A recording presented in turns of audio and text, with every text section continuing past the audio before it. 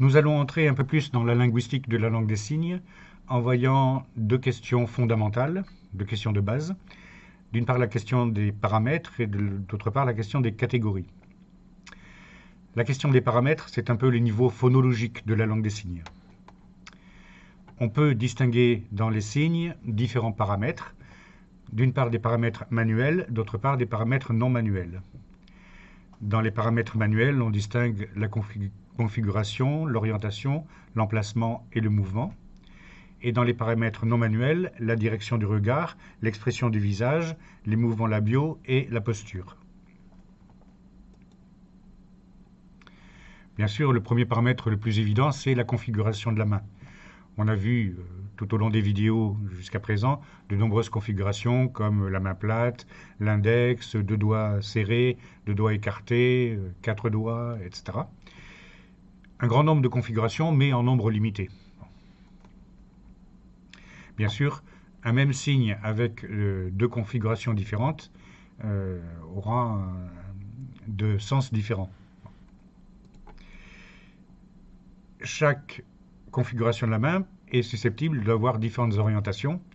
Par exemple, si on prend les deux doigts écartés, on peut les mettre vers le bas pour indiquer les deux jambes d'une personne qui marche par exemple. Ou alors deux doigts vers le haut, comme on l'a vu pour les proformes, pour indiquer deux personnes qui avancent, par exemple.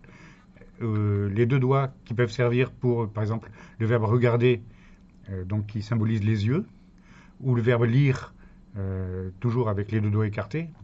Une même configuration peut servir pour une multitude de signes, notamment en fonction de son orientation.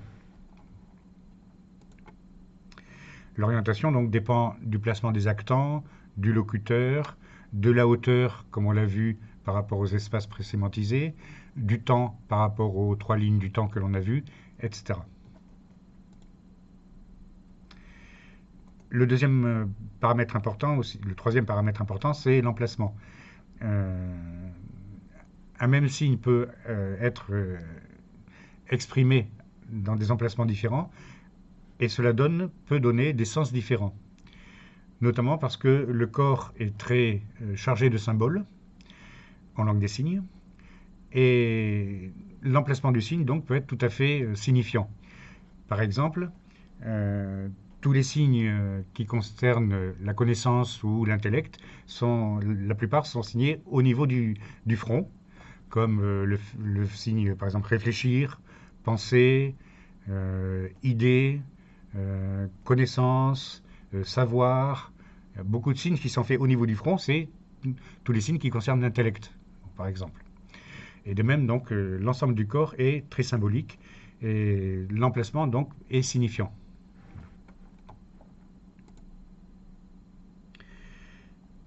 Bien sûr, on l'a vu, beaucoup de signes sont susceptibles d'avoir un mouvement, et le mouvement aussi est signifiant. Par exemple, pour les déplacements, si une personne va tout droit, recule, tourne à droite, à gauche, etc., le mouvement est bien sûr signifiant. On a vu également que l'expression du visage est importante, puisque un même signe avec des expressions du visage pourra avoir un sens différent. On l'a vu par exemple pour le verbe fonder ou punir, avec une expression bien sûr beaucoup plus sévère pour le verbe punir, ou alors le signe apercevoir ou attraper, avec aussi des expressions du visage différentes.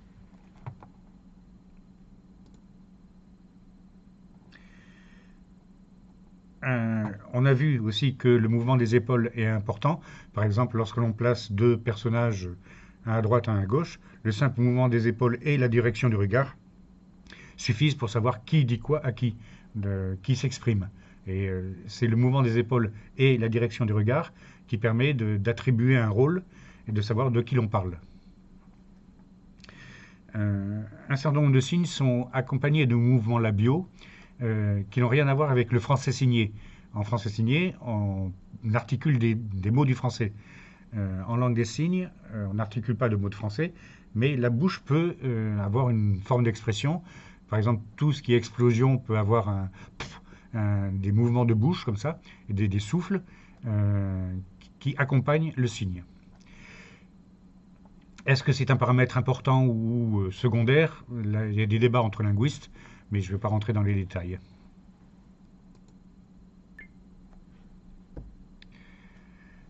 Une des raisons de la distinction de ces paramètres, c'est que ces paramètres peuvent avoir une certaine indépendance.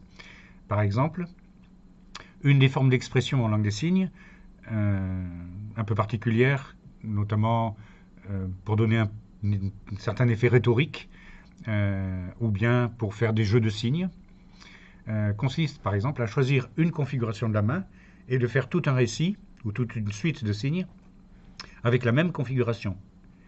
Par exemple ici, on voit les deux doigts repliés, donc avec le signe lapin qui court, qui dresse ses oreilles, qui s'arrête, qui siffle, qui voit un chasseur, etc.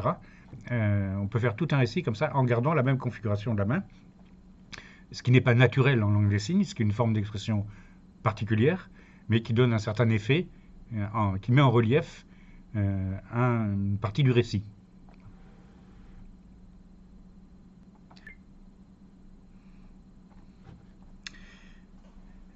Il suffit donc de changer un seul de ces paramètres pour changer la signification du signe. Par exemple, on peut changer la configuration.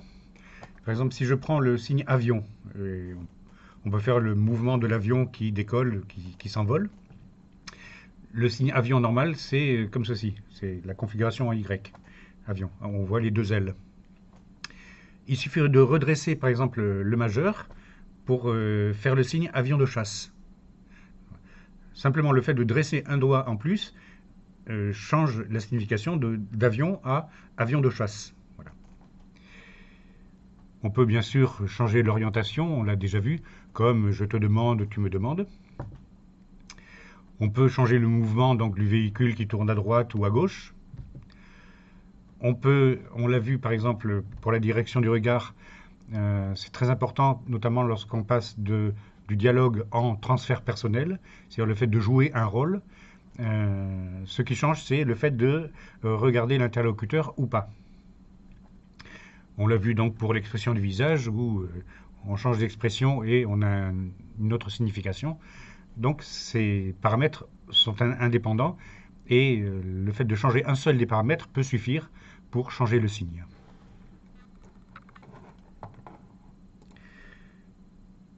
Alors à la fois ces paramètres sont indépendants, mais en même temps ils sont liés, bien sûr. Par exemple, l'orientation et l'emplacement sont liés.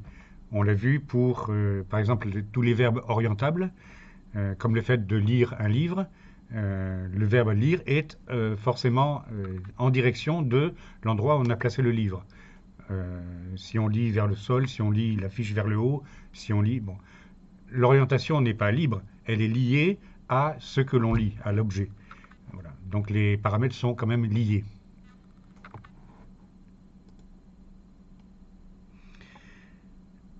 Donc l'ensemble de ces paramètres est très important à prendre en compte et à savoir distinguer pour former des phrases correctes et pour pouvoir analyser correctement la langue des signes.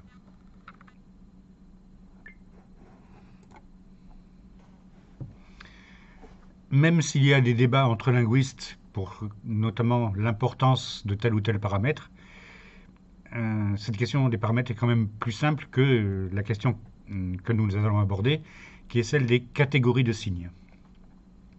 Comme dans toute langue, bien sûr, on peut classer les signes par catégorie par rapport à leur rôle dans la phrase, tout ce qui est des noms, des verbes, adjectifs, etc.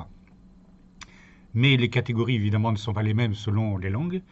Et pour une langue non encore décrite comme la langue des signes, la distinction des catégories n'est pas toujours évidente et fait l'objet de nombreux débats entre linguistes.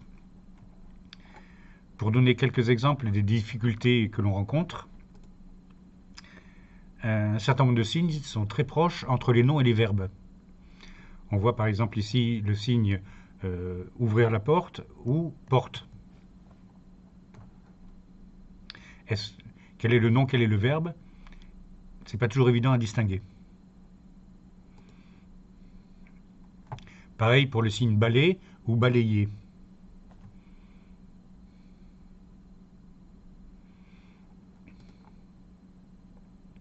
Ou encore le signe chaise ou s'asseoir.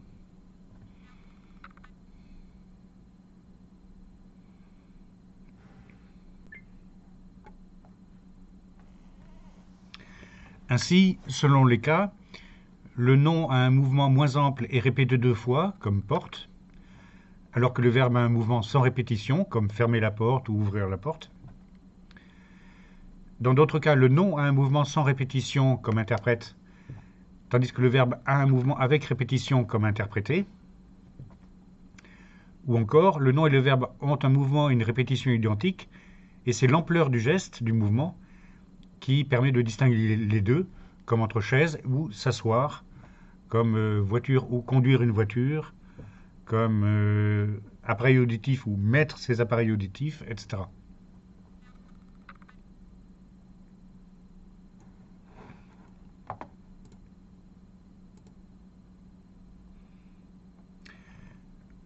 Un autre cas aussi, c'est le fait qu'à un nom, on peut rajouter un mouvement et cela devient un verbe. Par exemple, le signe rhinocéros, si on fait un mouvement vers l'avant, c'est foncer tout droit, comme un rhinocéros. Ça, c'est le signe rat. Le fait d'avoir un mouvement comme ça vers le bas, c'est fouiner comme un rat. Les 2 doigts vers le haut, c'est le lapin. Le fait de replier les 2 doigts, c'est se soumettre, etc.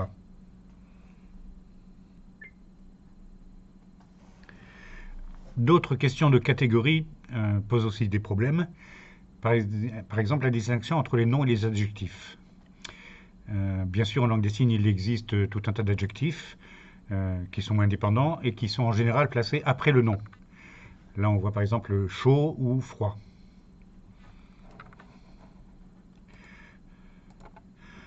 Là, on voit des exemples de couleurs avec bleu, jaune, vert ou gris, par exemple. Le problème, c'est que, premièrement, un adjectif peut prendre différentes formes. Par exemple, le signe gros peut être le fait de grossir physiquement, le fait d'un objet qui est gros, ou le fait de prendre du ventre. Ou le même signe gros peut avoir des signes différents en fonction de la situation.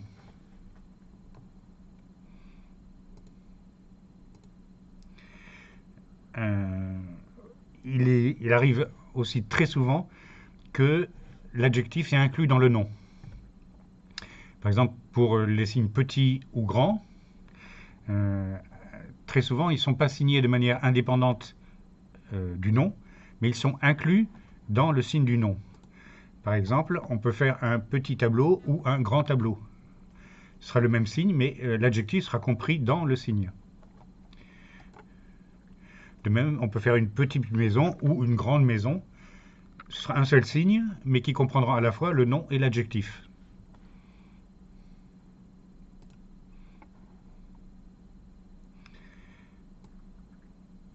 Encore une autre question, c'est par exemple la question de la négation. Très souvent, dans les phrases négatives, la négation est mise en fin de proposition ou en fin de phrase. On fait la phrase, puis à la fin, on signe non ou non, comme ça, par exemple. En revanche, il existe un certain nombre de verbes qui ont une forme irrégulière entre l'affirmation et la négation. On voit par exemple le verbe vouloir ou ne pas vouloir. J'aime ou je n'aime pas.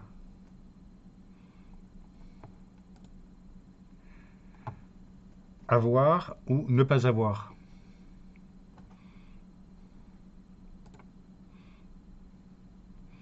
Connaître ou ne pas connaître.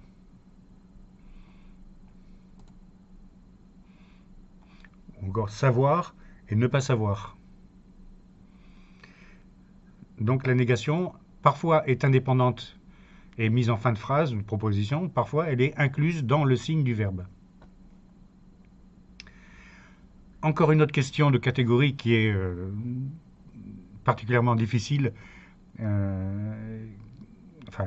qui est assez compliquée et qui est souvent difficile pour des entendants qui débutent, c'est la question des variations des verbes. parce qu'un même verbe peut varier selon tout un tas de critères, notamment en fonction du sujet, du complément d'objet, du complément de manière, du complément de moyen, etc. Pour prendre juste deux exemples simples,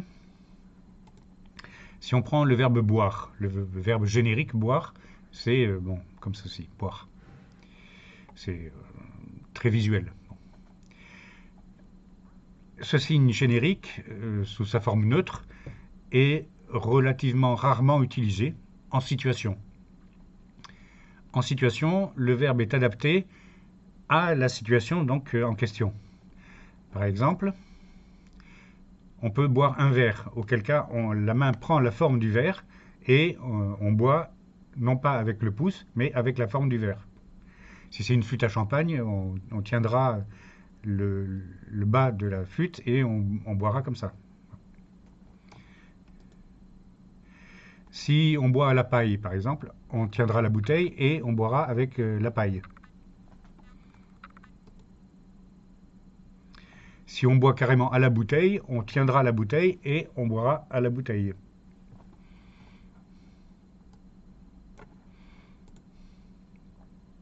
Si on boit une chope de bière, on tiendra la chope et on boira à la chope de bière. Si on boit avec un bol, on prendra le bol et on boira au bol. Si on boit carrément au robinet, on mettra la tête sous le robinet et on boira directement du robinet, etc. En situation, le verbe boire est rarement utilisé dans sa forme neutre, mais adapté à la situation, à la manière dont on boit. Un autre exemple un peu plus développé, c'est le verbe manger. Donc, sous sa forme neutre, il est comme ceci, manger. Mais dans la plupart des cas, il n'est pas utilisé sous sa forme neutre. Il est utilisé en fonction de la situation, donc selon la manière dont on mange, avec quel objet on mange, ou qu'est-ce que l'on mange, ou comment on le mange, etc. Là, on voit en gris la situation et en blanc le signe. Donc, par exemple, comme ceci, comme ceci. Là, ça peut être les baguettes, ça peut être la fourchette. Là, le fait de tenir la cuisse du poulet, le fait de tremper son doigt.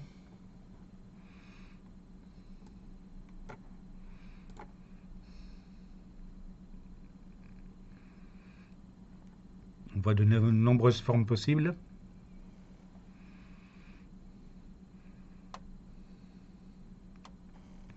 On peut tenir un fruit, on peut tenir une tarte, on peut tenir beaucoup de choses avec les mains.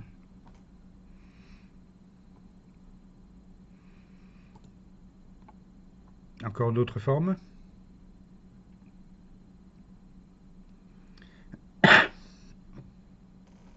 On peut manger carrément un hamburger, un sandwich. On peut se goinfrer. On peut manger avec une cuillère.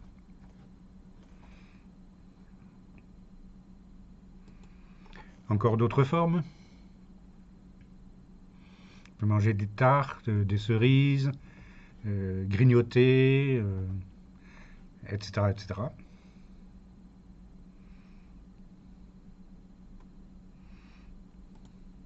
Encore d'autres formes. Tenir une part de tarte, arracher quelque chose des dents, un gros gâteau, picorer avec le petit doigt, etc., etc. Et encore, là, c'est se goinfrer, manger beaucoup, une confiture, etc. Vous voyez des dizaines de manières de manger. Si on mange avec des fourchettes ou des baguettes ou autre, si on mange goulûment ou sobrement, si on mange une pomme ou un fruit ou une tarte, ou une multitude de manières de signer le verbe manger, qui seront les manières utilisées en pratique dans la vie de tous les jours, et non pas le signe générique de manger.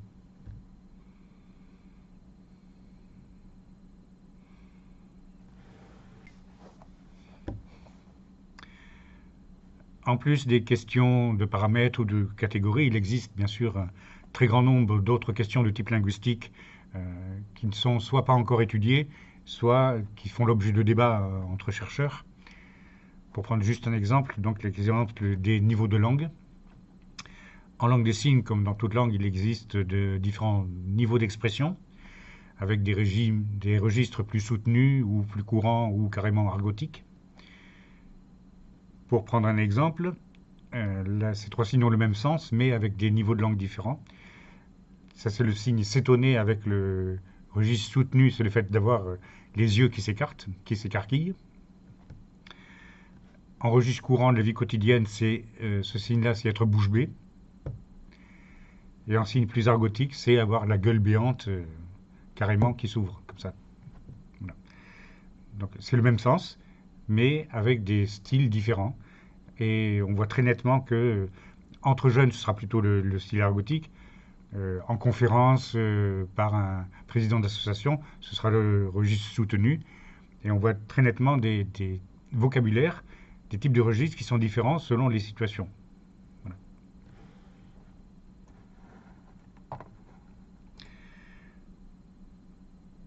Si vous voulez approfondir les questions de linguistique de la langue des signes, il y a deux ouvrages de base. Un de Christian Cuxac, sur la langue des signes française, les voies de l'iconicité, et un d'Agnès Millet sur une grammaire de la langue des signes.